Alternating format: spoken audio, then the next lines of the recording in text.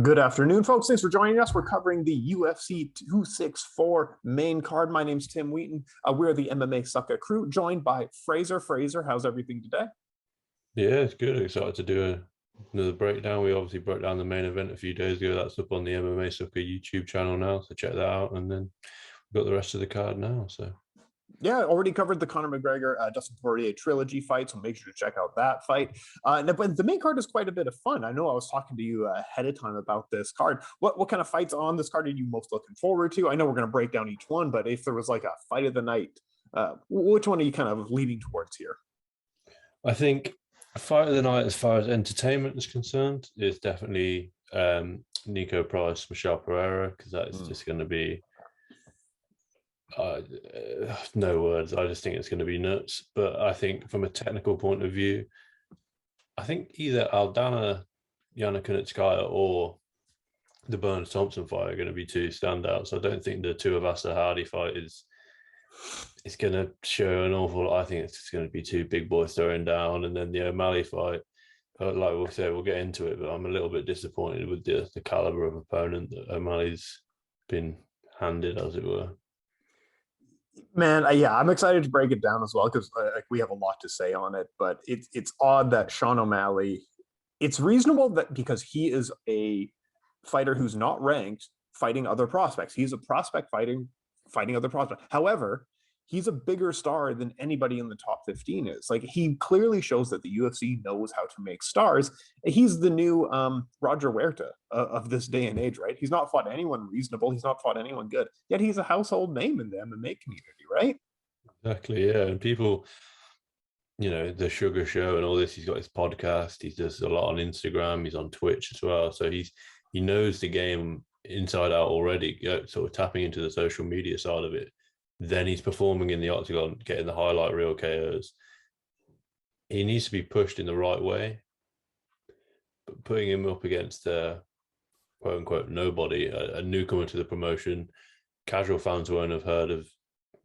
Is it Matinho? Is it he's fighting? Yeah, Chris Matinho. Yeah, Chris Matinho. So casual fans. I mean, I hadn't heard of him prior to him signing. So it's whether that's going to be impactful. O'Malley likely just knocking this guy out or dominating over. It's another win on his record, but at the same time, it's certainly a back step from the Thomas Almeidas, the Eddie Winelands, the Marlon Veras of the world. So That's true. And even Smolka was a good step up in competition. That seemed like a reasonable step along his scale, but it just seems like such a throwaway because he's fighting a guy who probably wasn't training. It's his UFC debut.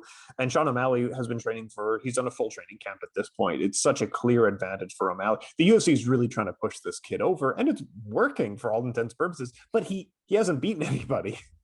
yeah, exactly. And I think, like you say, the Lewis Smoker fight, although I would have picked O'Malley to maybe knock him out or definitely defeat him, you could put the argument across that Smoker's got the experience. He's had UFC fights. He's been cut. He's back in the UFC. He's fought some top guys, but I think there were other options for O'Malley inside of the UFC, inside of even the top 15, and say, look, if you're really about this life, short notice, top 15 fight. Like I know it's further down the card. We're already talking about it, but yeah, we're in it now. he's got 6 UFC fights and averages just over a round and a half. And comparing that to someone like McGregor on his rise, because O'Malley said, I'm not sure if it was I saw a quote this week or last week saying, he's going to be as big as Conor McGregor. He compares himself to Conor McGregor. McGregor's coming out, finishing Marcus Brimage, finishing Dennis Siver. Yes, he went 4-15 with Holloway, but on reflection, that's a very good win. The finishes of Brandao, main eventing, and then you've got O'Malley's doing the same thing. But in reality, can you ever see McGregor having had an opponent pull out and then pull an unranked, unsigned fighter from so like CFFC, Matinho's come from.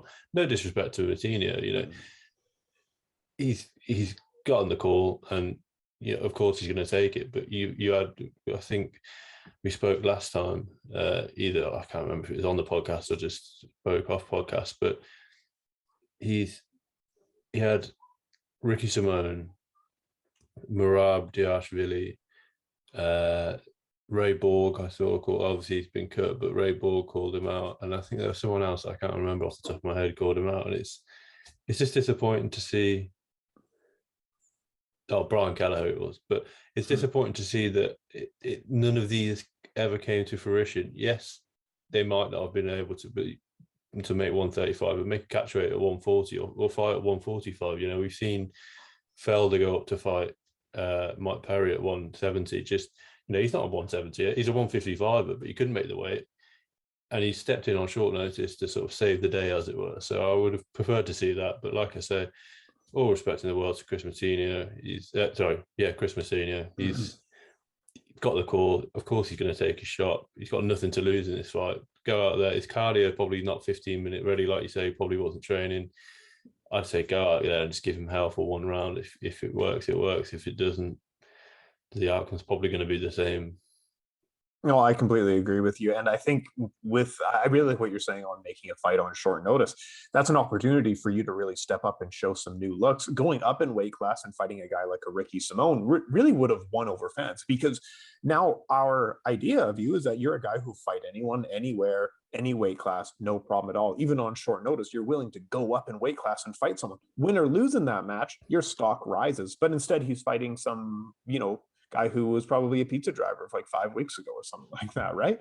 I saw something on. Sorry to interrupt you. I saw something on Twitter. I don't know whether it was true or not, but it had quite a few retweets and likes. So, and it was a guy saying, "Oh, I just got from last week." And I said, "Oh, I just got served by a guy who said he's having to take a week off because he's going to fight in the UFC."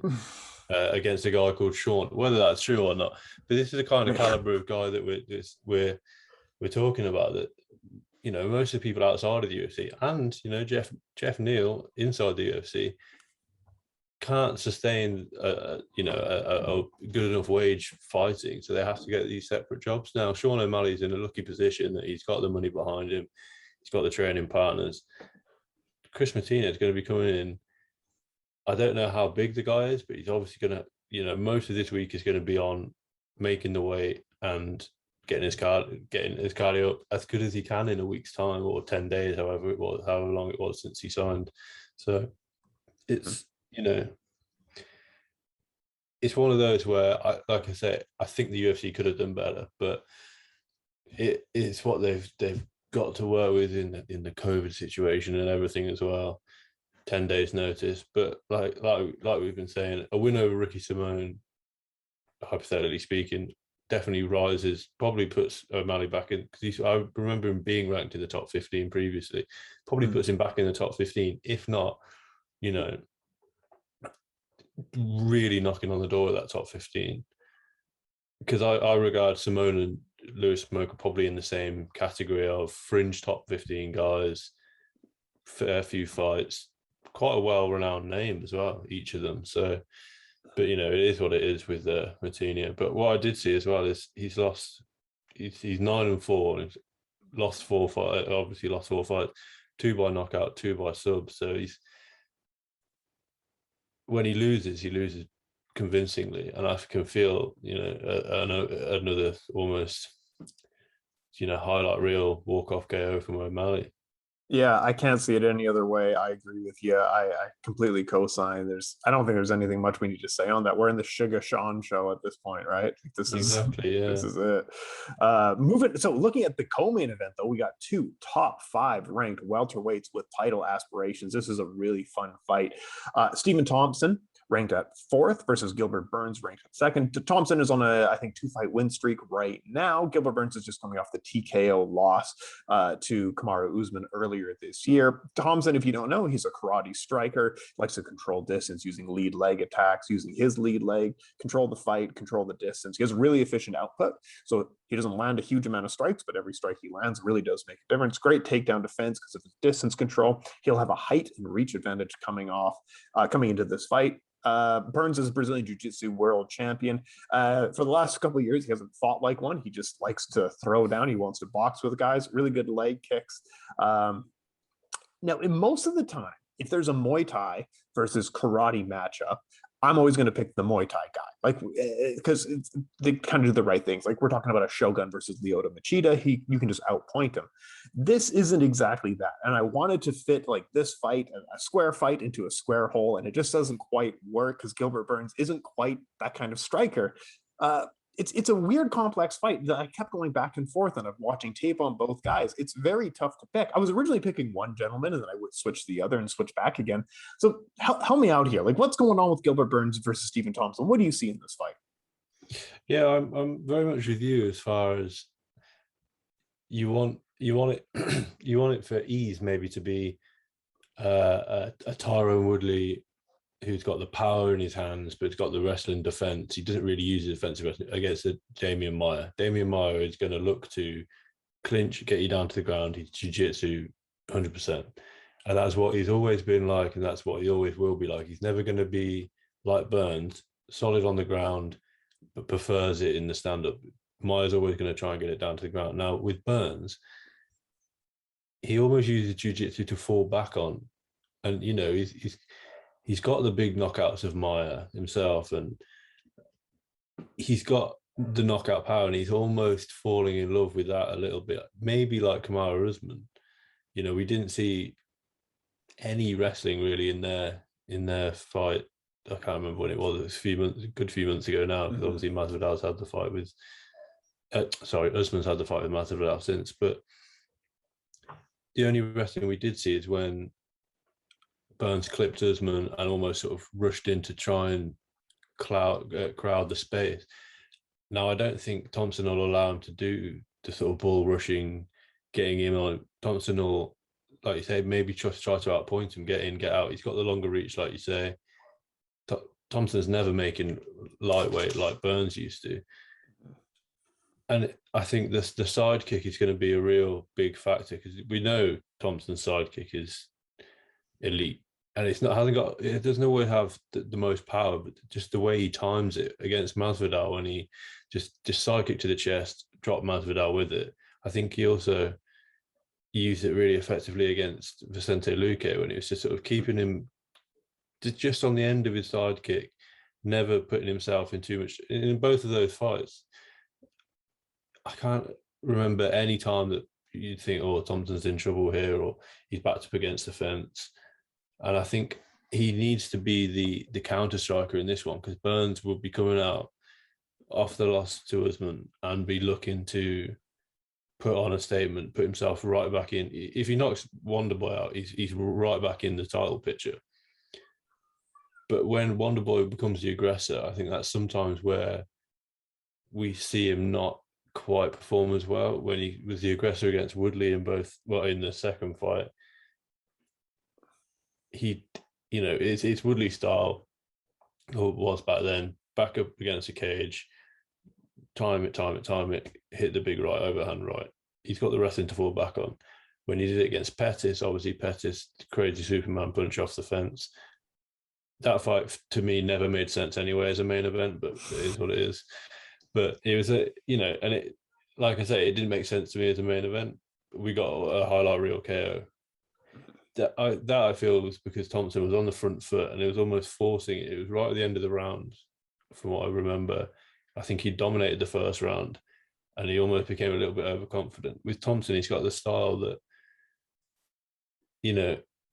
we like to see fights finished, whether it's on the ground or knockout. But with Thompson, he's never in, Tyron Woodley 2 aside, a boring fight, because his style is so, he can bring his leg over the shoulder, knock someone out. He's got solid takedown defense, like you say, as well, 78% on the UFC website. So I think I'm leaning more towards Thompson, just purely because the longer sort of style of Thompson, and Burns is quite short and stocky. You know, he's big, he's thick, but he hasn't got that long a reach either in comparison to Thompson. I think there's a 3 or 5 inch reach disadvantage for him. So we're looking at, you know, that might not be a lot to if it was 2 wrestlers going at it, but because of Thompson's style, I think he's going to keep him on the end. He doesn't really use his hands an awful lot, and when he does, it's in out, and he's cutting an angle, and he's getting out of the way of punches. Now, I did watch the countdown, and Burns is training with Raymond Daniels, so that's maybe a factor in favor of Burns. But I think Burns is quite an easy style to prepare for Thompson, whereas Thompson's always going to be difficult for anyone, let alone the one coming off a loss to the champion. No, and I do agree with you. I think that was a really good breakdown. That's a really good breakdown of this fight. I was trying to find fights in which would Gilbert Burns do the right thing to win a fight. So he fought Gunnar Nelson, who uses a similar karate stance. Gunnar Nelson is not as good as Stephen Thompson at using that karate stance, but Burns was still giving up a lot of cross shots and the cross counters to that long karate stance, and I can see Stephen Thompson really probably using a lot of those opportunities. But Burns did do a lot of the right things of kicking out the legs of a long stance or kicking out the legs of a person who's always moving. A good example of that is Cejudo versus Cruz. You kick out the legs of the person trying to move around a lot. And he was doing a lot of that. And he does throw a lot of leg kicks in his fight as well. But the weird thing is we don't really remember a lot of Gilbert Burns' leg kicks because he does throw a lot of leg kicks, but they tend not to make massive differences in the fight. So I am leaning towards Stephen Thompson as well. I think he's going to use a little bit more distance control, a little bit more reach advantage. He's a little bit, and it's hard because Stephen Thompson is such a unique style. He's actually a really tough style matchup for almost anybody. But Gilbert Burns does love his overhands. And if they land, yeah, he'll win. But you know, Thompson has fought a striker like that before. But I guess the question comes down to also what kind of shape is Stephen Thompson in? He's getting a little bit long in the tooth. He actually couldn't take a fight earlier this year because he had a hand injury, whether it was a fracture or a break or something like that. We have to think that Gilbert Burns is probably just entering his prime, or he's gotten a little bit better since the Usman fight, or, you know, he's right in that kind of great range. Do you see any opportunity of maybe he does land that knockout just because Thompson has maybe lost a step?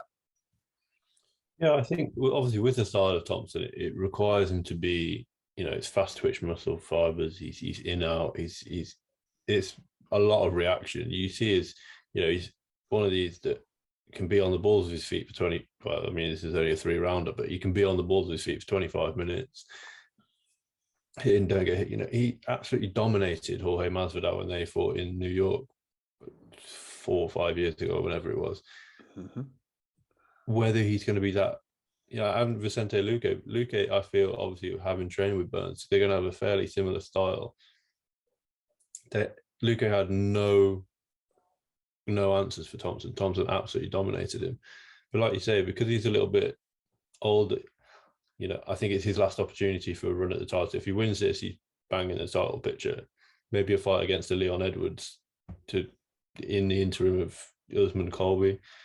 But you know, history would suggest that when Burns loses, he's motivated. You know, he's after his loss to, I can't remember who his last loss was to, but he then went on a 6-fight win streak at welterweight, finishing multiple fights.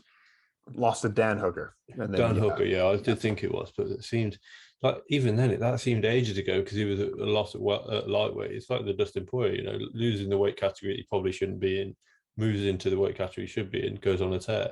Yep. You know, he went on a 6-fight winning streak, but I think, you know, if Burns loses this, it's curtains on a title shot or a title opportunity for Burns because there's a lot of people ahead of him then. If Thompson, likewise, you've got Burns, Edwards, Colby, always got like Nate and Nick Diaz, McGregor, if he decides to move up in weight, you've got all of these factors. And, you know, I think it is last chance for both of them to make a run at that title. Thompson, it'd be hard to deny him 3-fight winning run.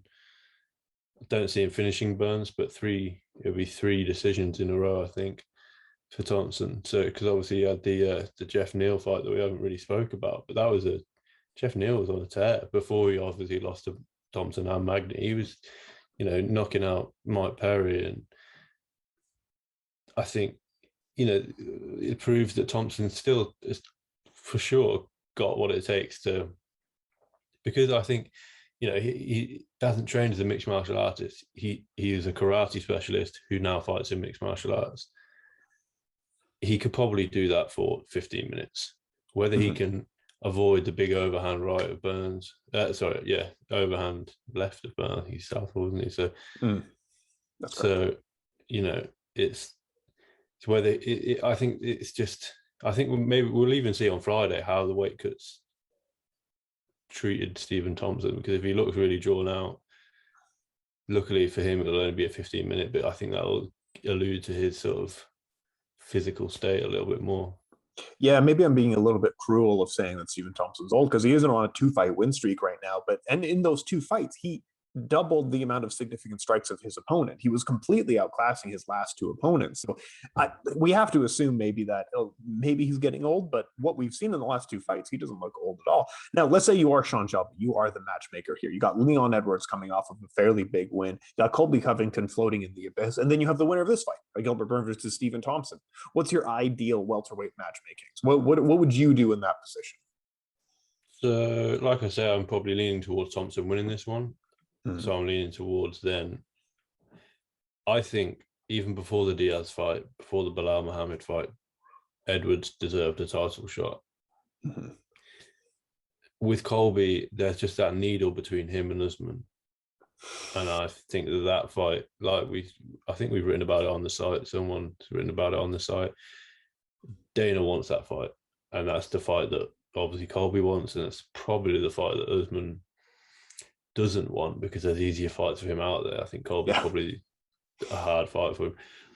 With that being said, I'd be very interested in a Thompson versus Usman fight as well. It's a fight for Usman that we haven't seen. If he fights Colby, we've seen it. If he fights Burns, we've seen it. We've seen Leon Edwards. Yes, it was years ago. Masvidal, that chapter's closed. So Thompson provides, not only a new matchup for Usman, but it's a whole different style to what he's ever fought before. So I think that's probably the most intriguing fight. The fight that I think will happen though is Colby Usman, maybe Thompson Edwards, and then Burns. You're looking at maybe a Masvidal. Yeah, if Masvidal isn't going for the money fights, if he's still wanting to build it up. I think if Masvidal's going for the money fights, he's looking at a McGregor, but Burns, rankings wise, makes a lot more sense.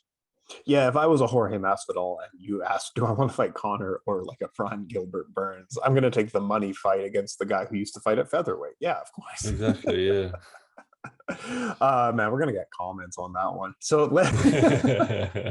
so moving down the card, we're moving to Tai Tui Vasa versus Greg Hardy. These are 2 unranked heavyweights. And honestly, I'll tell you truly, I work in the sport. I've been covering the sport, for quite a while. I've been watching the sport for 16 years. And when it comes to Greg Hardy versus Tai Tui Vasa, I will stand on this hill and say, who the hell cares? But go ahead and tell me more about this fight. The first line on my notes is, doesn't deserve a main card place. I agree. I've got nothing against the fight. Both of them, like you say, unranked. I don't really know why it's happening. At the same time, fair play. If you want to, you got to have unranked guys fighting unranked guys. They're both, well, 2 of us is a finisher. Greg Hardy's had a train wreck of a UFC career with all the no contests and the disqualifications and everything that's gone on with him. But why this fight is on the main card when you've got much better fights, in my opinion, on the prelims is beyond me. But it's especially with, if visually, if you just look at both guys, they're both big, massive guys, probably both have to cut to make 265, covered in tattoos, scary looking heavyweights, as it were. But you forget that Tuivasa lost his last fight and was exposed on the ground by Tybura, absolutely dominated. I think he more was, it's a mercy TKO. He was so fatigued in that one. He was. And it's the same with Tuivasa. He was cut, didn't have a fight outside the UFC, then was re-signed. Has gone 2-0, but one of those is coming in coming against a Harry Hunsuck at this 49-second KO, but he came in on a day's notice or like 2 days' notice or something. But, this one is just going to be, no one's going to, Tuivasa's never shot for a takedown in the UFC. Hardy has a 0.21 takedown per 15-minute average. So you're looking at, in my opinion, whoever's going to win this one, it's just going to be the person that can handle their cardio the best. Yes, that's a really good. Yeah, absolutely. Go ahead. I honestly just think that's the way it's going to go. Whoever gets more tired, it's not. I can't see it being like a walk-off KO for Tuivasa or a walk-off KO for Hardy. I can see it being a third-round finish for whoever's just handled their cardio the best. And I don't even think it'll be a big shot that puts the loser of the fight down. It'll be, maybe a flurry, and they'll just crumble up against the fence, and the referee will call it just purely because, like you say, just a mercy TKO more than anything. No, and I totally agree with you. It's managing cardio is going to be the key to this fight. Both of them fight fairly. I mean, they're both slugger brawlers who get a little bit tired. I think Tai Tui Vasa has a better level losses and better level wins. And based on that alone, I think Tai is probably a great pick in this fight. I think he's gone deep before. And like you said, his cardio is just there. It's fine. Whereas Greg Hardy, I feel like his cardio is notably bad. Like you can visually see, like his last fight, he got knocked out by Martian Held. He was winning that fight by quite a wide margin before he just gets tired, and it was only the second round in that fight. But yeah, one thing that's weird about the UFC, like this card is clearly the biggest card of the year. This is going to sell, 1 million to 2 million pay-per-view buys. Why wouldn't you use this as a platform to really push your next great up-and-coming fighters against your headlining fighters? Why wouldn't this be a time to really show what's going on in the lightweight division? Like why not put a Gregor Gillespie, a Dan Hooker, a Rafael Dos Anjos? But instead they're trying to say because the thing is with Tai Tuivasa and Greg Hardy, it's probably going to be a fun little knockout. But why are you promoting these guys who either one of them probably just loses to the next gatekeeper? Like whoever is the gatekeeper at heavyweight, both of these guys lose to. What's the point of putting these guys on a card this big? Yeah, I completely agree. I don't think that Greg Hardy has a slightly bigger name than Tai Tuivasa outside of the sport just because of his football background. But at the same time, how many people are paying the whatever it's $70 or whatever it is in the US to watch Greg Hardy fight? 10 people maybe. I honestly don't know how many people are tuning. People are, regardless of where McGregor is, I mean he'll always main event, but regardless, people will always tune in to watch a Conor McGregor fight. And even if they pay $70 or whatever it is, don't watch the first 4 fights and just watch the McGregor fight, that'll happen. No one's tuning into this card just to watch Greg Hardy, Tai Tuivasa. Like you say, JDS was very much the gatekeeper. Yeah. Tuivasa lost to him. Tybura, very much a gatekeeper to the top 10, top 15. Hardy lost to him. The only props I can give to Hardy is the time in which he's gone and made it into the UFC is quite impressive. And obviously he steps in on short notice against Volkov last year or the year before last. But at the same time, would he be getting these opportunities if he wasn't the name in the football world? No, definitely not. There's better heavyweights that aren't even signed to the UFC. Like we spoke about on a couple of weeks ago. I think Tom Aspinall runs through both of these on the same night. He's too quick, he's too strong, he's too well rounded. If he gets clipped by Tuivasa, shoot for a takedown, gets Tuivasa down to the ground, submits him. Same story with Greg Hardy. I think there's even a lot of the Bellator heavyweights probably. I don't think these guys would do well in the Bellator heavyweight Grand Prix. So it's, you got to ask questions as to why, like you say, why they're not pushing an up and comer on the main card. Yeah, Dude, I know. We're talking about a guy who's former NFL. He's asthmatic. He gasses out in fights versus a guy who's just pretty good slugger. He's not the ghost of Mark Hunt or anything like that. He's just a pretty good slugger. Yeah, Bellator has a combat sambo world champion in Valentin Moldavsky. Like, yeah, absolutely. Like, it's, I don't know, just like who cares? Yeah, Honestly. exactly. And this is I think, it's the only heavyweight fight on the card. So heavyweights equal knockouts. Yeah. But the heavyweight division, I think at the moment is a little bit, people are almost looking down on it because of the Gane Lewis announcement, thinking, and everything that came out with Ngannou's manager and Ngannou himself saying, I only fought 3 months ago. I've never said no to a fight, etc., etc. We've written about it on the site. So, and for this to be the showcase to, there's always going to be newcomers to a fight. Or what? Conor McGregor lost his last fight to the same guy that he's fighting on Saturday night. Definitely going to buy the pay-per-view and tune in. Tui Vasa is not a good advert for the heavyweight division, especially, you've got your Francis Ngannou's, your Stipe's, your John Jones sort of heavyweight, yes. But I don't see them, A, bringing any extra eyes, B, like you say, ever, they're 10 to 15 ranked guys, probably. Tui Vasa definitely, Hardy not so much, but like you say, as soon as they get put in with anyone with a more well-rounded game that just stand and bang, they're just going to get exposed. So I echo everything that you're saying. That fight it is what it is. I'll tune in to watch it because they're heavyweights, and there could always be a big knockout, but it's one of those, if I miss it, I miss it. It's not something that's going to keep me up at night. Fair enough. I don't think we need to say anything more on that fight. Going down the card, you have Yanai Kuduskaya versus Aldana. Kuduskaya is she has effective cardio. She's good in the clinch, usually seeking top control in her fights. She's currently on a 2-fight win streak. Aldana's coming off a loss to Holly Holm. No shade there. Pretty solid boxing. She usually seeks overhand, uses a lot of check hooks. What do you see in this fight? It's a fun little fight here at women's bantamweight. What do you see for this one?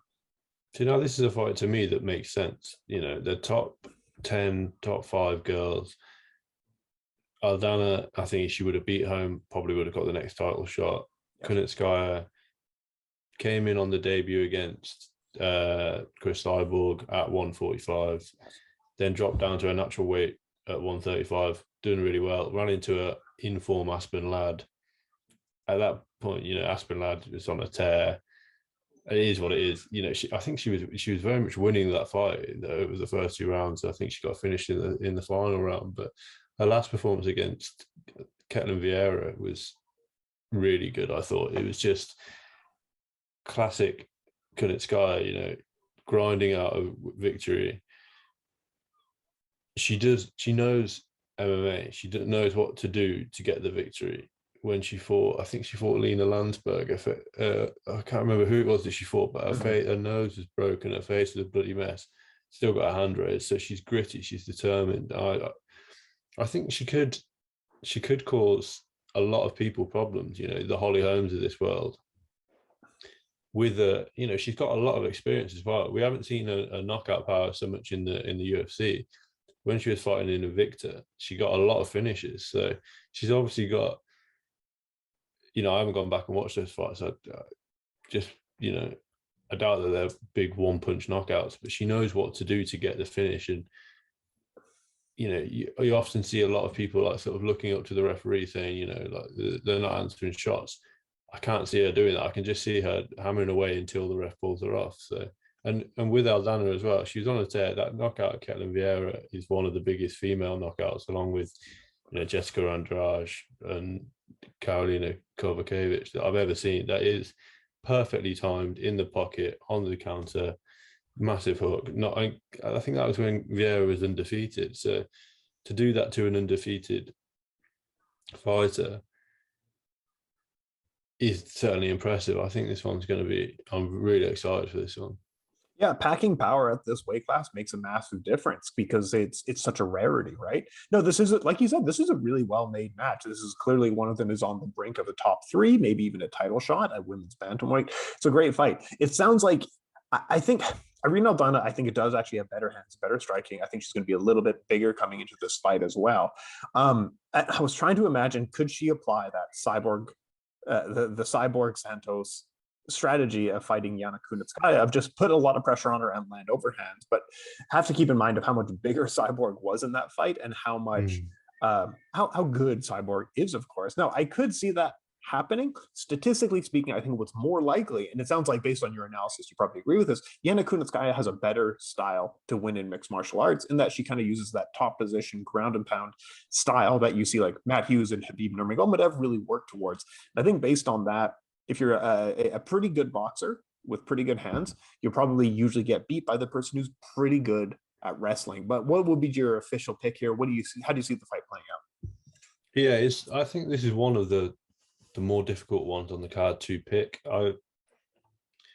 It's how the judges see it, because was on the UFC stats page, and Aldana quite literally takes one to land one. She lands 5.52 strikes per round, per minute, and she absorbs 5.98. So yeah, and so that is quite literally, she is happy to sit in the pocket and trade.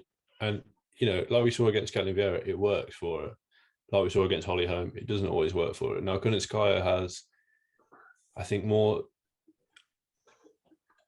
of a well-rounded game in the clinch. We saw Aldana struggle in the clinch against Holly Holm, and I think Kunitskaya can really tap into that and look to put Aldana up against the fence, wear on her knees to the thigh, little short shots, just doing enough so the referee doesn't pull her off. And I think I can see Kunitskaya winning 2 out of the 3 with Aldana coming on hard in the third.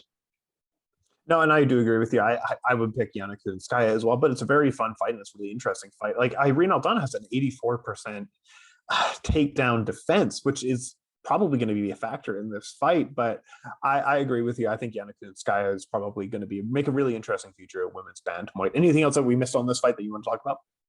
I don't think so. Like you say, that these are two women that haven't fought Nunes, and I think women's band at a point it was, you got your Raquel Penningtons that are fighting Nunes that I personally didn't think she ever had a chance.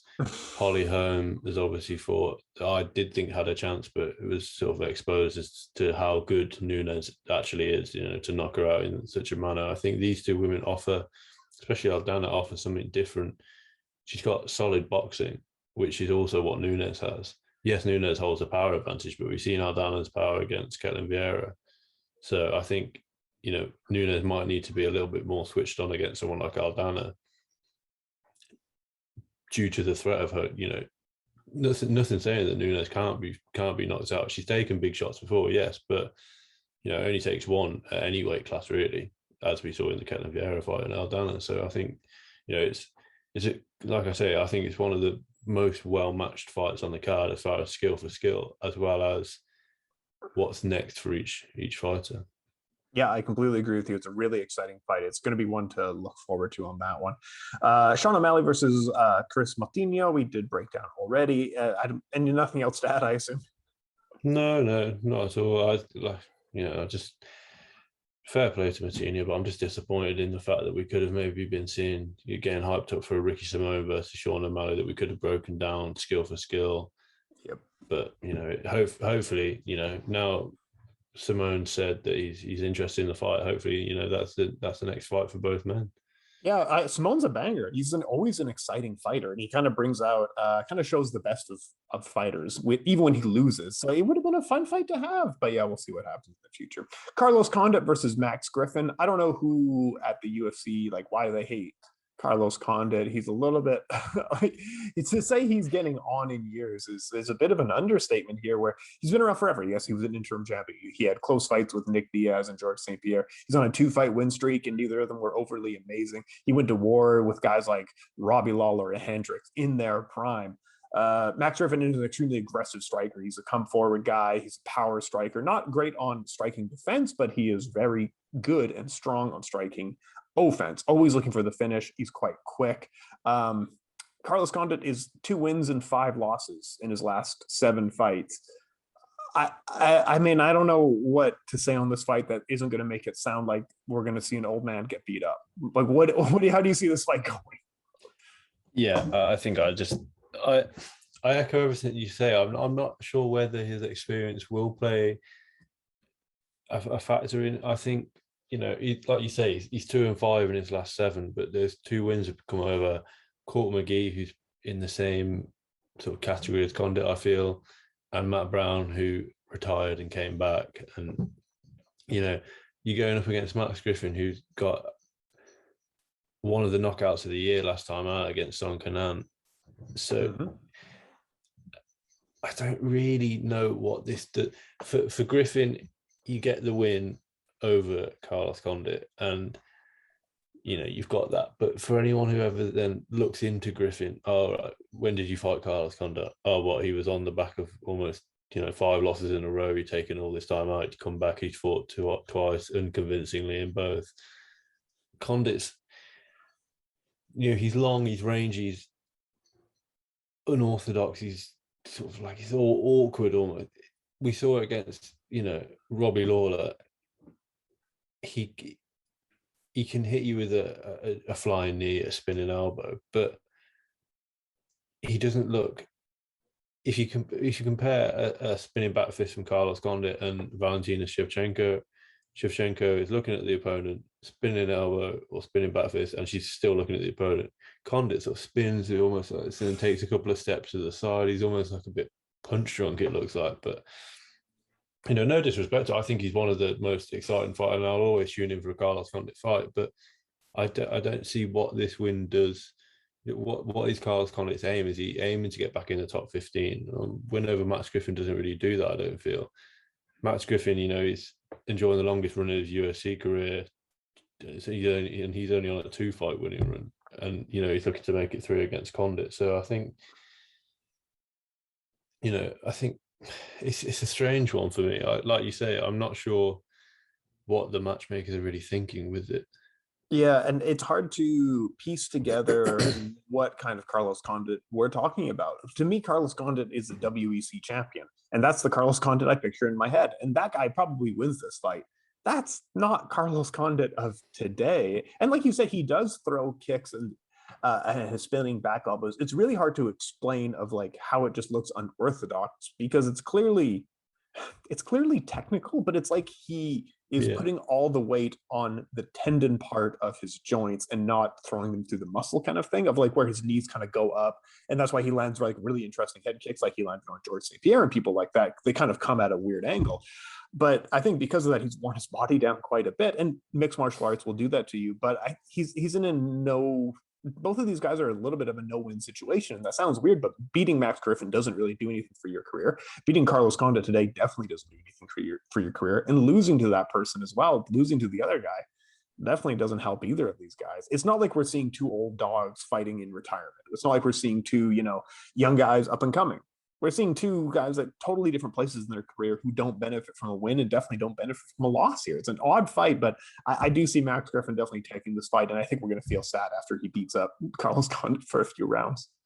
Yeah, and like you say, I'm not really sure what a win for either man does. For Griffin, it's an opportunity to extend, enjoy his longest UFC winning run, extend his winning run, get octagon time. For Condit, again, it's extended his run to 3, but win over Max Griffin, does it put you anywhere close to the top 15? Maybe 1 or 2 places. But luckily, Condit's got the coffee business outside of the UFC. So if he does get badly beaten, he's already got a business venture outside of the UFC. It's not like he's fighting for the love of fighting at the moment. He's not fighting for financial. So if he does step away, so be it.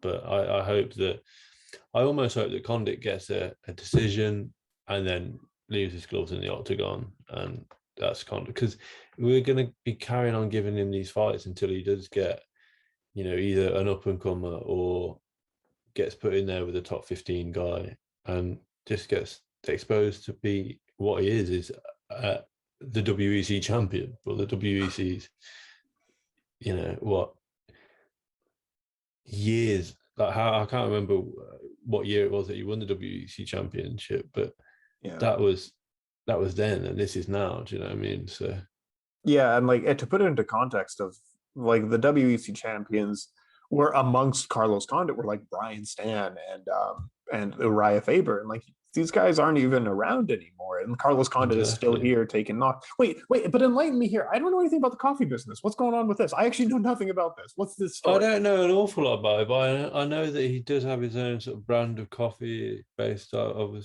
Albuquerque. So I think he's very much got other business ventures that he can sort of move into if the UFC doesn't sort of suit his fancy anymore, as it were.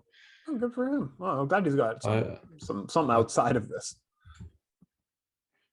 Yeah, I'll just have a quick look. Yeah, the natural born killer is stepping outside the octagon, trying his hand in the booming coffee industry. So opens Nitro Coffee Company. So yeah, he's got business ventures outside of the UFC, which I always like to see, because that means that you're not sort of fighting for the money, as it were. You're fighting because he just loves the fighting. So yeah, I do agree with you. You don't want to see a person being desperate in this kind of sport. No, good for him. That's really good. That's a good scoop.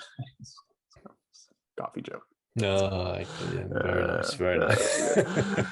Moving down the card, you have Nico Price versus Michel Pierre. But now you and I had talked a little bit off the call and a little bit on the call. This is probably a fight of the night contender because of who these two guys are, and it makes it impossible to predict of how this fight will go. I mean, Nico Price is tough as nails, and he's a come forward. He's a power striker. He's throwing hundreds of punches every fight. And because of that, he doesn't get tired. He doesn't slow down. He's just always looking to land punches. So he's a little bit hittable. So you can see him absolutely outworking Pierre, but you can also just see him like walking into a backflip, walking into a kick, walking into a punch, because that's the kind of style he is. I don't know what to expect from this fight. What do you see here? What's going on? The only thing I expect for this fight is to not go 15 minutes. I think it's gonna be crazy. Price has never gone to decision apart from his last fight against Cerrone, which I think it was ruled a no contest in the end. But his loss against Vicente Luque, his second time round, crazy fight. Mm-hmm. He knocked out James Vick from, I think it was from a up kick, wasn't it, when he knocked out James Vick? So he's getting these knockouts from crazy angles. I think he finished. Was it Randy Brown? He finished with the hammer fist when he sort of trapped Randy Brown. Yeah, and in his ankle, and it was just hammer fist. We've never seen that before. What? I still don't know where in his head he's thinking, I'm going to trap my foot on his neck and just hammer fist him until I knock him out. Like it's great, and I that is why I will always tune into a Nico Price fight. He's intense enough, but respectful enough so that you don't have a great dislike for him. He'll get in the face of his opponent, but he'll always respect them. So that's sort of a tick in my box. And just the fact that that he's not going to be in a fight where he takes his opponent down, just lies on him, and just tries to just lie on him for 15 minutes. That being said, Pereira, the win against Danny Roberts in his debut was classic. It was jump off the fence, roundhouse, chase Roberts around, and do enough so Roberts had so much to think about, and he gets a knockout. Then he was exposed by Tristan Connolly, who I think that really hit him, as far as Connolly was coming in short notice. He was a lightweight, moving up to welterweight, and he was just exposed on the ground. Then we got the loss to Sanchez, which is, I think that was almost like prime Joshua Fabia Sanchez, which I prefer not to talk about. That it's just, it was a loss for, I think it was an illegal knee, wasn't it? And Sanchez, to the untrained eye, as it were, seemed like he probably could have continued. But he was smart enough to know that if he says he couldn't continue, he gets the win, he gets double the money, and But then his last two fights were against Imadaev and Williams, I think it was. Yeah, that's He's looked a lot more reserved. Against Imadaev, I think he got the finish late on, but he was outpointing him to a 15-minute dominant victory. And I think he was managing his cardio a lot better because he did gas out in the Tristan Connolly fight. Yeah. The same against Williams. Williams is going to come and try and absolutely take your head off your shoulders, but Pereira is a lot more reserved, almost point fighting, and he's a massive, massive welterweight. But then again, so is Nico Price, so I think that might play into. Well, I mean, it won't play into a factor because they're both big welterweights. Yeah, I agree with you. There's a lot of factors coming into this fight. Pierre always kind of makes it an interesting fight, not necessarily exciting, just interesting. I would argue. You beat up Diego Sanchez, but where Diego Sanchez was at in his career, you should have been finishing Diego Sanchez in the first round. That's embarrassing that you even took him that long to, do an illegal move against him, right? That's not great. I do like Nico Price quite a bit. Like you said, he's an extremely exciting fighter. I think his wins are to better opponents, and he does have losses in his career, but his losses are to better opponents as well. I think this is a Nico Price fight to kind of have a nice showcase. But more, I think ultimately it's going to be cardio. Nico Price has been there for the long run. He's been in long distance fights, and I think his cardio always holds up, and he's done it against great opponents, guys like Tim Meads, like James Vick, Jeff Neal. He's been in there with Vicente Luke. I just think his wins and losses are better, and I think he's going to be a better quality fighter, unless we see something really different out of Pierre, and we might see that. But for my money, I would be saying Price is a good pick here. Yeah, I definitely think the exact same thing. Is like the two of us, Hardy fight. I think it's going to be a cardio. Cardio is going to be key in this one, and the fact that if you look at Nico Price's record on paper, he's only been to decision once. So that means that maybe he doesn't prepare, but you can just tell that with his output, he might look tired, but he's still throwing. Even if he's not throwing to really land, he's throwing to put something in the opponent's face, just to sort of almost distract the opponent with, even if the opponent's shelled up, it's just the sort of, little tippy-tappy shots on the forearms and making them think, right, he's going to be coming in here with big left hook or, right to the body. So he's the constant output from Price is what I think is a bit Max Holloway-esque, not to that Max Holloway's degree by any stretch of the imagination, because he's on his own level, I feel, but it's very much always have something, don't wait to try and counter, always have something in the face of the opponent just to distract and put it on him. And I think that's maybe where Michel Pereira might fail in this one. No, and I do agree with you on that one. Ilia Tapiara versus Ryan Hall. Ryan Hall's kind of like the Haley's Comet of the UFC. He just pops up every once in a while. Really great heel work. He does some really interesting different takedowns. He's really good in the 50-50, and that's really his prime. He does DVD instructionals on the 50-50 position. Third degree black belt and Brazilian Jiu-Jitsu world champion. Ilia Tapiara is undefeated in the UFC with 2 wins. He's 10 wins undefeated overall. He's a young man. 24 years old. 70% of his wins are via submission, but a lot of those are submissions off of the back. So things like he has got a few triangles, he's got a few guillotines, so meaning he's probably willing to go to his back in this fight.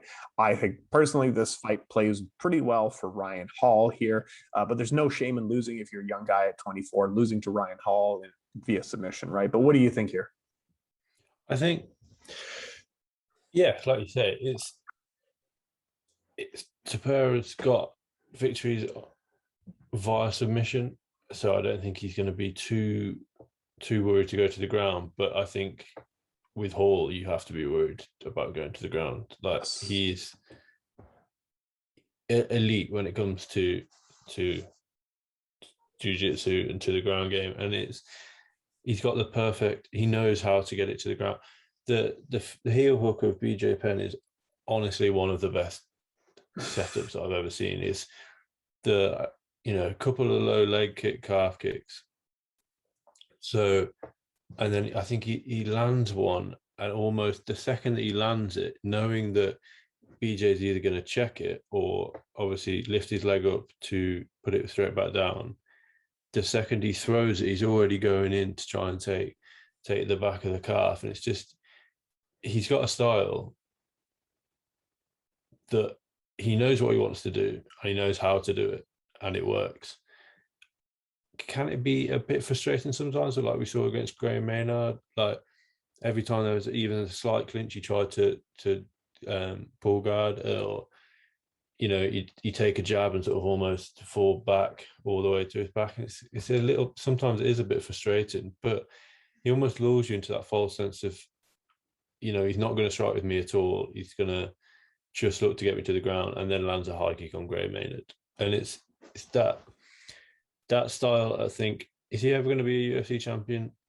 Probably not, because he's simply not active enough. And when you get to the top level, these guys, Damian Maia, I'd watch him versus Damian Maia in a jiu-jitsu match all day long. Do I want to see, Ryan Hall versus someone like Max Holloway? No, because Max Holloway knows how to handle himself to not get to the ground, to not get dominated on the ground. And his stand-up is light years ahead of Ryan Hall's. But what's Ryan Hall at the moment? What's he fighting for? He hasn't fought since July of 2019 when he defeated Darren Elkins by decision. He's had 2 fights with Ricardo Lamas fall off and a fight with Dan Ige. Now, they're both bigger names than Tapiara. So you've got to ask, Dan Ige now is main evented his last two fights. So it must be frustrating for Hall himself. But it's, I can see this being a fairly easy night for Ryan Hall, just to go in there, get it done, and come out. And we probably won't see him for the rest of this year, or maybe even next year. It's the kind of schedule that he holds. He doesn't fight very often. So no, and I completely agree with you. I think he gets a pretty easy win here. I think he gets a pretty solid looking win here. It's going to look really good on the highlight, but yeah, then we won't see him for 3 years. And we were talking, one of the things that you said is, can he even make a championship run? And if we're looking at more, so can he even take a step up in competition kind of thing? Does he fight a guy like a Bryce Mitchell or a Shane Burgos or Alex Caceres or someone like that? Like, even just getting into that top 15 makes for interesting fights, but instead he's kind of fighting the same level of guys. Like you said, the Ige was a great fight, and Ige is now main eventing in wars with guys like Barboza and Korean Zombie. Why isn't Ryan Hall? I think Ryan Hall is he just here to do an advertisement for his Brazilian Jiu-Jitsu DVD instructionals, right? He's clearly not willing to take a step up in competition. It's frustrating because I want to see him do well and I want to see cooler stuff from him against better competition, but I just don't know what the future would hold for Ryan Hall, win or lose. Exactly, yeah. He got, if you remember, he lost on Tough. He lost to Saul Rogers on Tough, but there was difficulty with Rogers. There's some sort of visa issue, which means that he couldn't compete in the finale. Then he went up against Artem Lobov, and I think for about 7 minutes, Lobov is what he is anyway, but for about 7 minutes of that fight, Hall had a body triangle on Lobov, just stood up in the middle of the octagon, not really doing enough, but just tapping him enough to keep the referee from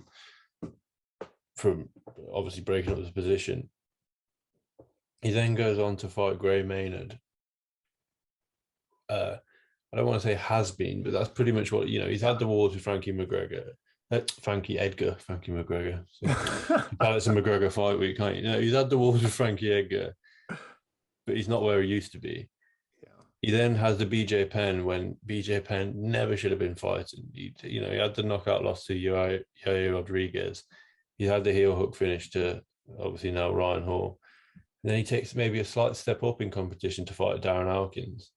But Elkins is still, since that comeback victory against Bektic, what has he really offered? He's not a top 15 guy either. So I want to see. I think the shout that you said, Bryce Hall, he's got a style where he wants to take it to the ground and dominate you on the ground. Hall is more than happy to go to the ground with anyone. If he comes through this, make that fight for both. Maybe it doesn't make sense so much for Bryce Mitchell, but for Ryan Hall, it certainly makes sense. Mm-hmm. Mm-hmm. And it's a fight where if he is serious about competing in the UFC, he doesn't strike me as a guy that trains MMA 24/7. He strikes me as a guy that trains jiu-jitsu. Oh, I've got a fight signed. I'll work on my hands again. Bryce Mitchell is an MMA fighter. I think a win over Bryce Mitchell puts Hall in a much better position if he is serious about making a crack at the top 15, top 10. And then I think everybody from 1 to 7, 1 to 8 probably beats him. But if he is serious about it, he's got to make a proper run at it, I feel. I completely co-sign on you. Yeah, Ryan Hall remains that kind of. You almost feel like a lot of potential. And like we really want you to succeed here because you have a really fun style. But yeah, like you said, I don't think he's cracking that top 5, even top 10 anytime soon, unfortunately. So that's UFC 264 covered. We did the main event of Conor McGregor versus Dustin Poirier. Check out that video. It should be up on the YouTube by now. That is happening this Saturday. Keep it locked to MMA Sucka. We'll have a lot more previews coming up later in the week. Now, Frazer, you are the editor and writer extraordinaire. I'm going to give you the last word. Where can we find more of you? Tell us about yourself.